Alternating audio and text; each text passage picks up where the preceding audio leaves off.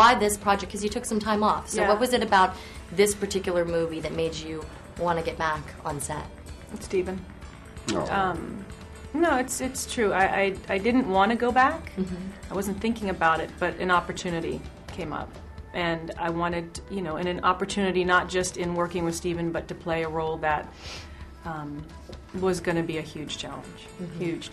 And I just wanted to make sure that she'd be allowed to stay the way that I read her and not go the easy way. Didn't want easy. I wanted amazing and challenging, and he kept it that way and assured me it would stay that way. An opportunity is an actor that you hope you have, and when you're given it, you as long as it was a great experience for me and my son at the same time, then it was an experience I wanted to take. And you guys were so great about making it one big playground. Oh, really? Did he come to set? And everything was bumper-proofed. Corners were removed, and we had a completely round set. And the child in this film is extraordinary. So how did you come across him? I think he is extraordinary. I think he's giving one of the greatest screen performances by a young actor in the history of cinema. I think it's genuinely astonishing.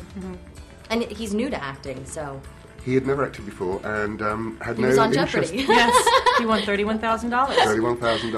$31,000. Don't think you'll ever teach him anything. He's There's a nothing genius. to teach him. There's nothing Yes. to teach him. He can teach us a lot, though. Is the truth of the matter, and we were very lucky to find him. Extremely lucky. And he's incredibly dedicated. I mean, we prepped him quite well, though. I mean, we did quite a lot of rehearsal, but he has such a dedication, tenacity, courage, determination to get through. But it never felt to us like we were having to deal with a kid on set. We was just, no, he's our leading actor. And we would work out the scenes with the total honesty that you'd expect from working with an adult. Give me your kind of backstory on 9/11 and what it meant to you. I was here that day, and I saw it. I saw what I think most everyone in the city felt or saw. You were right downtown, weren't you? And we were facing the buildings. We saw the second plane, and the people and the choices they made or maybe didn't know they were making, as you watched that happen and the falling.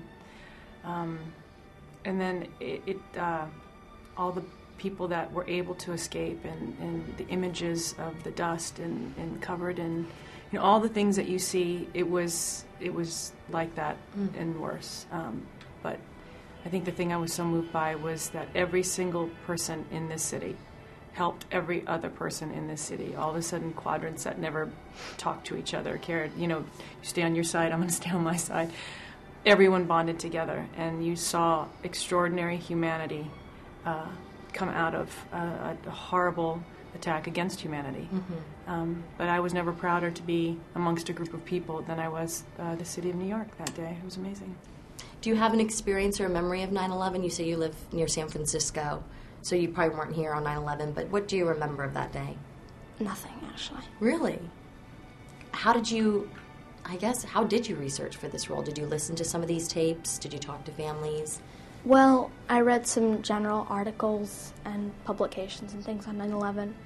My director did a lot of specific research on the experiences of children who lost their parents and specific research on voicemail left by people who were dying.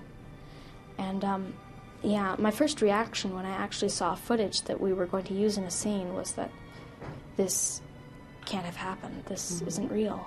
But then I realized, this is real. This is a tragedy. This actually happened.